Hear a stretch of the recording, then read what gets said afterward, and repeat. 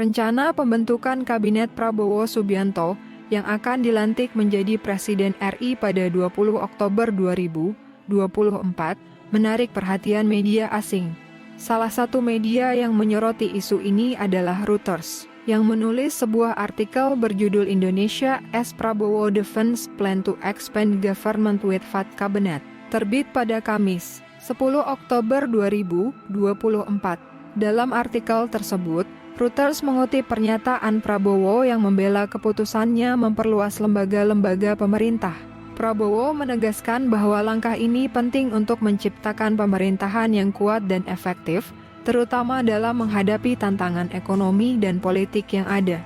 Namun, rencana tersebut tidak lepas dari kritik, terutama yang menilai bahwa penambahan jumlah kementerian hanya akan menambah beban birokrasi. Beberapa pihak bahkan menyebut kabinet yang dirancang oleh Prabowo sebagai kabinet gemuk yang bisa memperlambat efisiensi pemerintahan.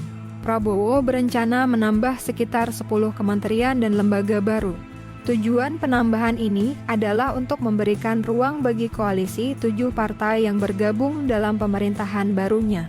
Dengan menyertakan partai-partai ini dalam kabinet, Prabowo berharap dapat memperkuat stabilitas politik sekaligus mendapatkan dukungan penuh dari parlemen dalam melaksanakan kebijakan-kebijakannya. Langkah ini dianggap sebagai strategi politik yang pragmatis untuk mengakomodasi berbagai kepentingan politik yang beragam dalam koalisinya. Namun demikian, Reuters juga menyoroti potensi dampak ekonomi dari rencana ini, terutama terkait kekhawatiran di kalangan investor asing. Media tersebut mencatat bahwa investor khawatir Prabowo mungkin akan melonggarkan disiplin fiskal yang diterapkan di Indonesia selama beberapa tahun terakhir.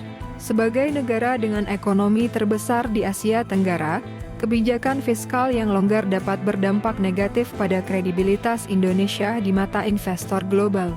Meski demikian, salah satu sumber dekat Prabowo memastikan bahwa presiden terpilih ini akan tetap berpegang pada anggaran yang telah disepakati untuk tahun 2025 dan akan mematuhi aturan fiskal yang berlaku guna menjaga stabilitas ekonomi negara.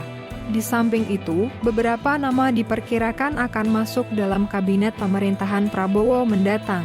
Menurut Sekjen Partai Gerindra, Ahmad Muzani, Prabowo telah mulai memanggil sejumlah kandidat bakal calon menteri yang diproyeksikan untuk duduk di kabinetnya.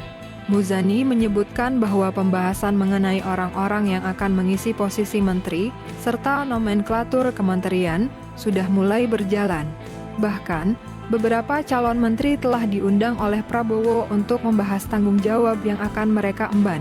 Selain itu, Muzani mengungkapkan bahwa sejumlah menteri di kabinet Presiden Joko Widodo atau Jokowi kemungkinan akan kembali dipilih untuk mengisi posisi dalam pemerintahan Prabowo.